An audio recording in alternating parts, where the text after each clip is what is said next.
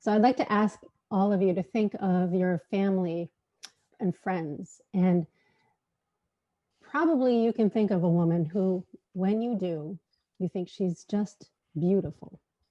She's funny, caring, and smart, and generous, all of those things. She's just a beautiful person. But you know that if you were to tell her that, she would resist, she would deflect, she would have a really hard time accepting that. And there's a good chance that all of you would be that person for your circle of friends. If they were to think of someone, they would probably say the same about you. And as a portrait photographer, I see how that can be a problem. And so what I've done is I've built my business around the question, how do you want to be seen? And because I'm a portrait photographer, naturally, people immediately think that I'm asking them, what do they want their picture to look like? So they'll say things like, well, I want to look younger and thinner. And I get that. But that is not what I'm talking about. What I need to know is, how do you want people to know you? What is it that you want them to perceive about you? And there's a really common reaction that I get once they realize that that's my question. Two things happen. First of all, there's a bit of a surprise. Oh. And then they'll usually say, well, I don't know. And I just want that to sit with you for a minute. They don't know how they want to be seen. When I say to them, how do you want to look? They've got that right away, right? Well, thinner, younger, whatever it might be. But when I'm asking them, what do you want people to know about you? They just don't know.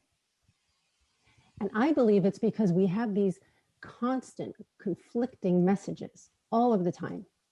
And we can say that we are really not subject to or influenced by advertising, but from a very young age, if you have television, internet, music, billboards, magazines, you are constantly being told that this is the standard of acceptable beauty. It's the standard. And this is what you should be concentrating on all the time. And again, we might think, well, no, I am not subject to that. But ask yourself, do you feel like that person who's like, no, don't look at me, don't look at me? The other totally contradicting message is, you will never reach that standard. It is absolutely impossible. In fact, keep it in mind, reach for it always, but because you can't do it, we have this lotion for you. We have this cosmetic line. We have this procedure. But don't get too full of yourself, because you'll never be there. But keep reaching. Now, what does this have to do with me as a photographer? This is my experience. I will have a woman come to my studio. Now, she knows why she's there, right? I mean, there's no trick. She's paid her sitting fee. We've had the conversation. How do you want to be seen? And we're sitting there having a lovely time. And suddenly I raise my camera up and she becomes terrified. And I'm not exaggerating. She will start shifting and looking away and talking nonsensically. And she's in pain. She's literally in pain. And if she had one of those thought bubbles, like in the comic books, it would read something like, what am I doing here? Who do I think I am? I'm paying for a portrait of myself. I wish I had done this 10 years ago. I feel so old. I wish I had waited. I could have lost 10 pounds. I wish I wasn't here. And that's the truest thing. Not just that she wishes she weren't being photographed, but she wishes she was not in a position where she is being seen. Bear in mind, the only difference between us having this great conversation and her feeling attacked, really, is that she now knows that I am going to reflect her back to her. That's the only thing that's changed. Think about that. Think about the pain that we are almost programmed to have in relation to just seeing ourselves. And I have to ask, when did this happen and how did this happen? Because it wasn't that long ago, that many generations ago, that the woman of the family, the matriarch, she would sit to have her portrait created. It was considered a legacy that she would pass to her family. First, a painter might create it, and then, of course, photography. And where would that beautiful legacy portrait sit but above the mantle of the fireplace? It was like a centerpiece of the home. And everyone who walked by it would know, that's my mother. That's my grandmother. It's my grandmother's mother. And the young women would know that the time would come when they would have their own household and their legacy would be created through a portrait, passed down. But now we have women hiding behind the camera. We have a generation of family portraits, absent mothers. They will say, oh, no, not me, my children. My husband, that's fine. My dog, that's fine, but not me. And it's kind of humorous until you stop and think about it. Because what she's saying is, don't look at me. Like, just don't, I don't want to be seen. Now imagine if she is in a community as a business owner. And we know these people. Their little avatar, the little logo, the picture of what's supposed to be themselves is a sunset or a puppy or their children or grandchildren, because they don't want to be seen. But if you're in business, and this is just a little sidetrack, but if you're in business as a small business owner, people know inherently they're going to spend more money with you than your larger, kind of the big box counterpart, because they know they're going to get you. They're going to get the person behind the name of the business. And yet, if you cannot be seen in your business, what is that telling them? And even if you're not in business, what does it tell your family, your children? What are you saying to yourself that you can't or shouldn't be seen? I create portraits of mother and daughter. It's a pretty interesting experience because, as you all know, the dynamic between mothers and daughters is interesting, at least. But sometimes I will have the mother who comes in and she does everything right. She loves and adores and respects her daughter, and she makes sure her daughter knows it. She will tell her, you are so beautiful. You don't have to change a thing. I am so proud of you. And I'll see the daughter kind of roll her eyes, but she loves it because it's her mom, right? But then she'll watch as her mom walks and sees a reflection of herself and hear her mother say, oh, I hate my hair, my nose, my face, my hips, my butt, my body. I hate my body. This is the mother.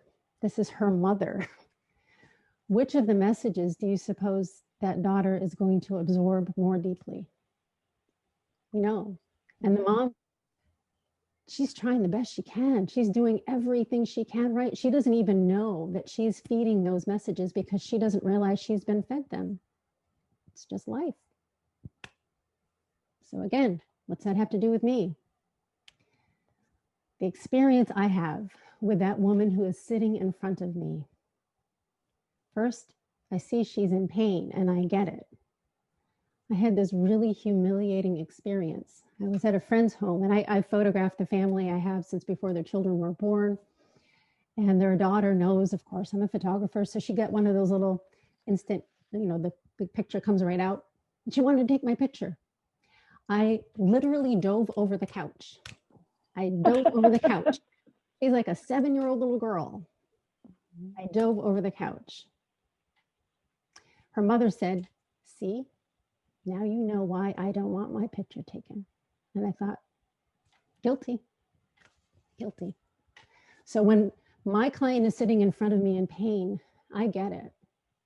And that is why the conversation, the question, how do you want to be seen beforehand, is so important to me. Because I know that the reaction I'm getting from her is fear. It's not who she is. It's just fear. So I work with her. And we work together, and she goes from being literally wanting to be as small as she can to just dissolve. We work together, and she'll sit up and she'll say, oh, fine, let's just do this. Let's just do this. And then as we work together and I help her to realize that, well, if you sit like this and you bring your chin around, and she'll say, no, I'm not pretty. My daughter is pretty. You should see my daughter. She's beautiful. And it goes from that to, really? Oh, well, this is kind of fun. By the time it's over, she's not seen even an image because she hasn't left the studio. She's gone from this to, when can I do this again? I want to bring my daughter. I want to bring my mother. I want them to experience this. Not that I want pretty pictures. She wants the pretty pictures, but she wants the experience for them. What is the experience? She's been seen. She's been seen through the eye of respect and admiration. And I get to show her her beauty. I can't think of anything better than that. To give somebody that. Does it change the world? Nope. She's still going to walk out that door and have to deal with the issues that she deals with. But if for 3 hours, I can help her realize that she deserves to be seen and there's something to be seen, I'll take it. Because you think of those sequoia trees, those big, beautiful sequoia trees that stood for hundreds of thousands of years. It all started with a little tiny seed. If I can plant that seed to get you to realize that you deserve to be seen, I'll take it. So my question, and I believe it's an important one, I want you to all be my clients, but whether you are or not, I want you to ask yourself, how do you want to be seen? And when you're ready for the conversation, we should talk. And that's it. That was good. Great. That's Wow. Very nice. Yeah. Very moving. How much experience do you have as a public speaker? It's growing. That was really good. That was well done. Impressive. Thank you. Yep. So I want to know if, and don't feel any pressure, does anyone relate to any of that anxiety? Absolutely. Of course. Every bit of it. I've made videos before for YouTube and decided not to use them because I just couldn't bear how I felt like I looked at that time. Especially with the thinning hair. I had one where I felt like it looked like I had a bald spot the whole time and I just couldn't bring myself to use it. And is that all you looked at when you were looking at it? That's all I could see. Absolutely. Let me ask this. Of those circles, of your circle of friends and family, if any of them said the things that you say to yourself, what would you say? I mean, if any of them heard from somebody else. So yeah, exactly. I would defend them. Yeah. Yeah. Just like what I was saying the other day, like we have to step out of ourselves and be our own best friend, right? And be like, you wouldn't, the things that we say to ourselves and expect of ourselves, we would never say that to somebody or feel that with somebody we love or anybody, you know? Right. Yeah. And the idea of being seen and to create a portrait, and I call them legacy portraits because I do believe that passing this on to your family is an incredible gift. But we hear things, and we live, a lot of us, in the part of the world, I mean, in New England, it's these weird, it's kind of like beauty shouldn't matter. Looks don't matter. I remember growing up, my mom and my grandmother would always say, beauty's only skin deep. Like, basically, don't be too full of yourself. Don't be too full of yourself. Now, I totally believe that beauty is not everything, like physical beauty. But why not encourage people to recognize the beauty they are, not the beauty they have? Because then they are more physically beautiful because they carry themselves differently.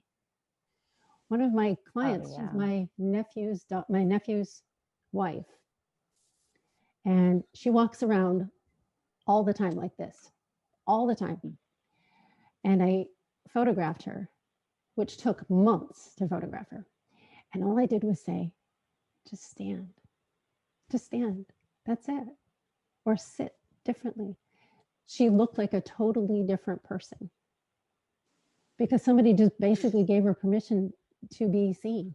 Like, it's okay. You don't have to hide. You don't have to, you're beautiful.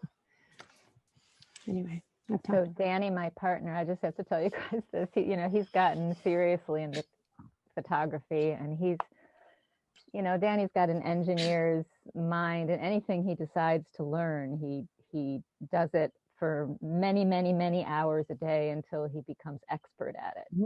Well, he's a software engineer. He designs. He's just sort of obsessive that way. So now he's into photography because of COVID.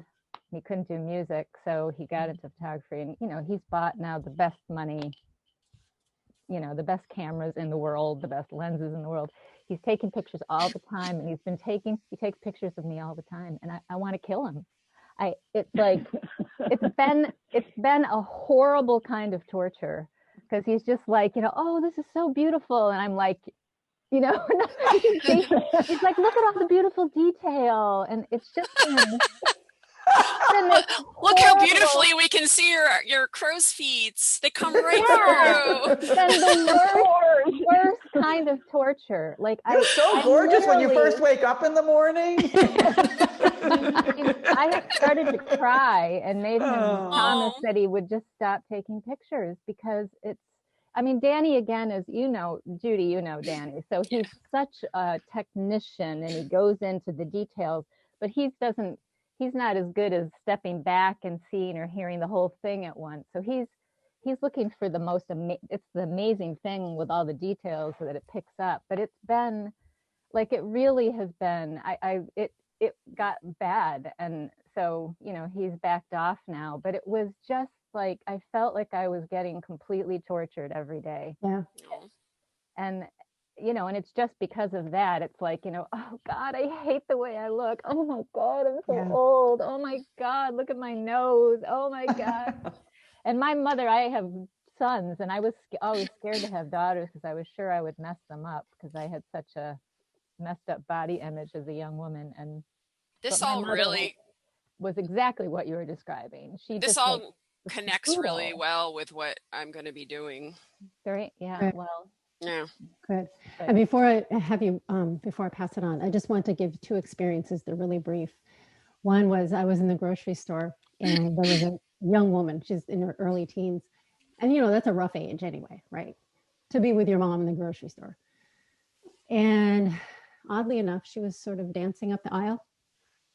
She didn't mind. She didn't mind being seen with her mom. And I thought, wow, that's really cool. Yeah. So I approached her mom and said, I would just love to gift your daughter a portrait session so I can show her how beautiful I think she is. So we had the conversation, set up the thing. They came in, and I just followed up again. So tell me more about how you want to be seen. Now, we'd already had the conversation. She said, well, I'm learning to use a crossbow. And I thought, great. So I need to show her power, right? Like, this is really important to her. But then she said, my sister's the pretty one. Oh. And I thought, oh, no. Okay. So, and I don't have it pulled up, but I'll show you another time the picture that we created. She looked soft and powerful all at once. And I needed her to see that. And the difference between the before and after is we put lip gloss and we covered up a couple of pimples, and that was it. But it wasn't about makeup. It was just allowing her kind of to be seen. And the other experience, when I moved into my current studio, a family was walking by. They live in New York, and they were just up for the weekend. And the mother knew right away what I was all about. And the door was open, and she saw me, and she's like, nope, she's out. The father kind of peeks in, hey, what's this all about? And I said, I like to show women their beauty. And he calls his wife back, and she's like, no. So she finally came in, and I said, when's the last time you've been photographed? And she said, no. She just said, no, I'm not going to. That's okay. Well, what about with your daughter? She had a college-age daughter standing next to her. And she started crying. Right there, she just started crying. Well, I had a client who was planning to come in. So when my client came in, she had to leave. She came back later on, and she said, I haven't stopped crying since you asked me that question. And the same thing. I said, let me just gift you a shoot. You don't have to buy anything. Just let me just show you this. And so they came back from New York. They booked a shoot, and her and her daughter came back. And we spent an entire afternoon of just creating their beautiful portraits. And that's what I do. And that's what I love to do. And yes, I have to charge for it because we all have to, you know, Well, yeah, do of what we do. course. But the beauty of what I do is I get to show women their beauty. I get to show men their beauty in their strength and in their kindness. And I think it's a great job. And I love I it. love your line. I want you to recognize the beauty that you are, not the beauty you have. That's perfect. Thank you. Mhm. Thank you. Well So, done. enough of me. Off to Judy. Thank you all for But listening. wait a second, before you go. Yeah. Your stories are wonderful. And I think you could do some activity to have people think, answer questions or write stuff down, that you could make it a little bit more interactive with some of your powerful questions. Thank you. Yeah, I will the give. kinds of questions you would ask during a shoot, maybe, or before the shoot. Okay. Thank you. Yeah, I think that's a great idea. I will do Yeah. that. Thanks.